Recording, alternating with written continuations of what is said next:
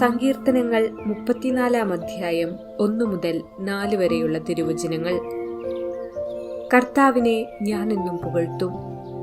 അവിടുത്തെ സ്തുതികൾ എപ്പോഴും എൻ്റെ അധരങ്ങളിൽ ഉണ്ടായിരിക്കും. കർത്താവിൽ ഞാൻ അഭിമാനം കൊള്ളുന്നു. പീഡിതർ കേട്ട് ആനന്ദിക്കട്ടെ. എന്നോടൊത്ത് കർത്താവിനെ മഹത്വപ്പെടുത്തുവിൻ.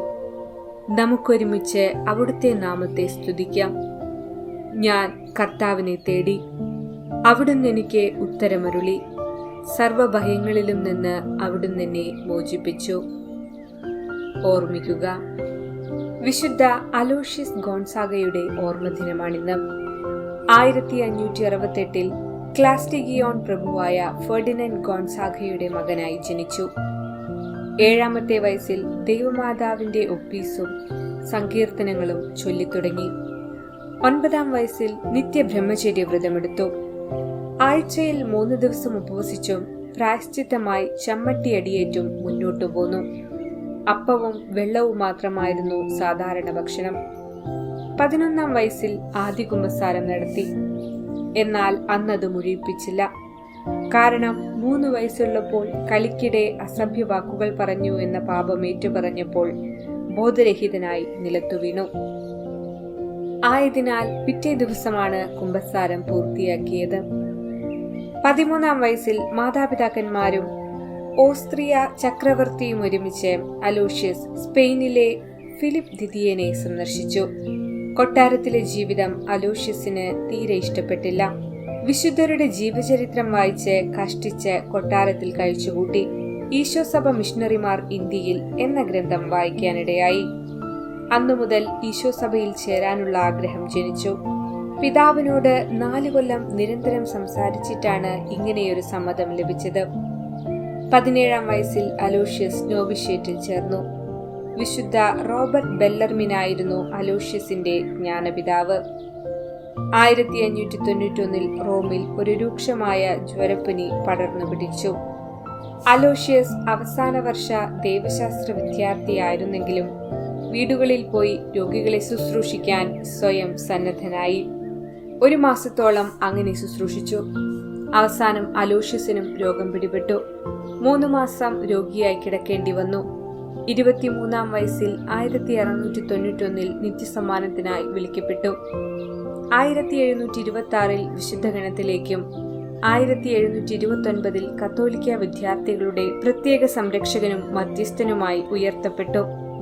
അലോഷ്യസിന്റെ കുമ്പസാരക്കാരനായ വിശുദ്ധ റോബർട്ട് ബെല്ലർമിൻ സാക്ഷ്യം വഹിക്കുന്നു. അലോഷ്യസ് അറിഞ്ഞുകൊണ്ട് ജീവിതത്തിൽ യാതൊരു പാപവും ചെയ്തിട്ടില്ല. എന്നിട്ടും അദ്ദേഹം കഠിന പ്രായശ്ചിത്തം ചെയ്തുകൊണ്ടിരുന്നു. രാത്രിയിൽ എഴുന്നേറ്റ് പ്രാർത്ഥിക്കുകയും കണ്ണീരൊഴുക്കുകയും ചെയ്യുമായിരുന്നു. അലോഷ്യസിന്റെ നിഷ്കളങ്കത നമുക്ക് അനുകരിക്കുവാൻ ബുദ്ധിമുട്ടുണ്ട്. എന്നിരുന്നാലും അദ്ദേഹത്തിന്റെ പ്രായശ്ചിത്തമെങ്കിലും നമുക്ക് അനുകരിക്കാൻ വേണ്ട കൃപയ്ക്കായി പ്രാർത്ഥിക്കാം.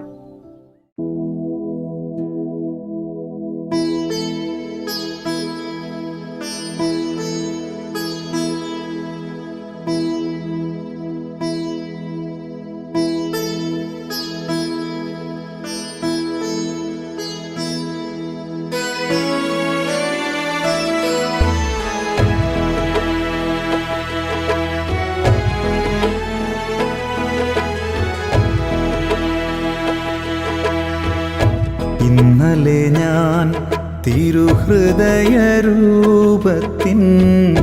മുന്നിൽ നിന്നപ്പോൾ, ഇന്നലെ ഞാൻ തിരുഹൃദയരൂപത്തിൻ മുന്നിൽ നിന്നപ്പോൾ,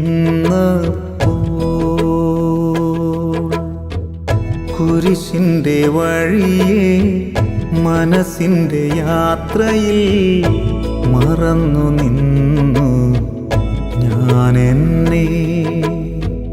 കുരിശിന്റെ വഴിയെ മനസ്സിന്റെ യാത്രയിൽ മറന്നു നിന്നു ഞാൻ എന്നെ. ഇന്നലെ ഞാൻ തിരുഹൃദയരൂപത്തിൻ മുന്നിൽ നിന്ന്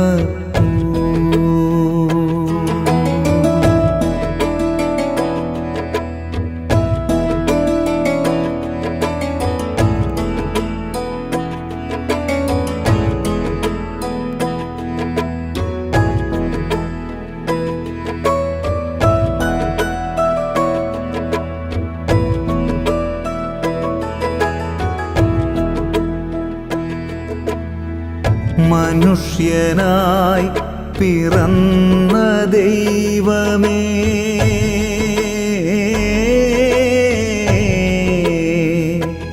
നീയേറ്റ പീഡകളോർത്താൽ എൻ വേദനകൾ എത്ര നിസാരം. രക്ഷകാ, നിൻ ജീവചരിതം ഉഷാകിരണം പോലല്ലോ. എൻ്റെ ദൈവമേ, എൻ്റെ ദൈവമേ, നീ എന്നാശ്രയമല്ലേ.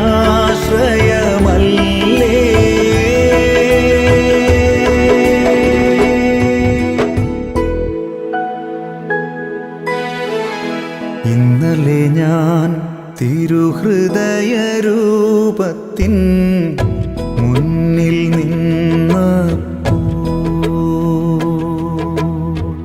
കുരിശിൻ്റെ വഴിയെ മനസ്സിൻ്റെ യാത്രയിൽ മറന്നു നിന്നു ഞാനെന്നെ.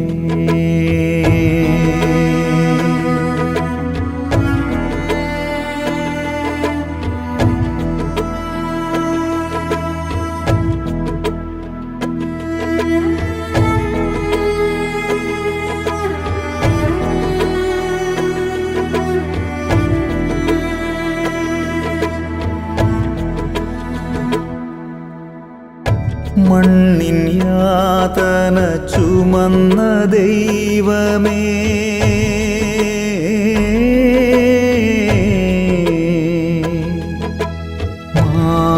മാനവദുഃഖം അറിഞ്ഞവൻ, നിൻ വചസ്സുകളെത്ര മോഹനം.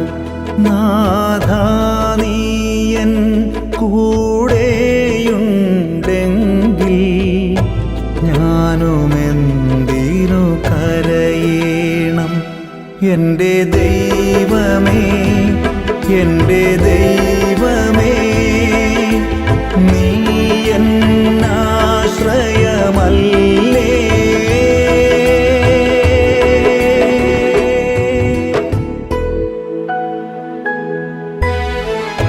ഇന്നലെ ഞാൻ തിരുഹൃദയരൂപത്തിൻ മുന്നിൽ നിന്നപ്പോൾ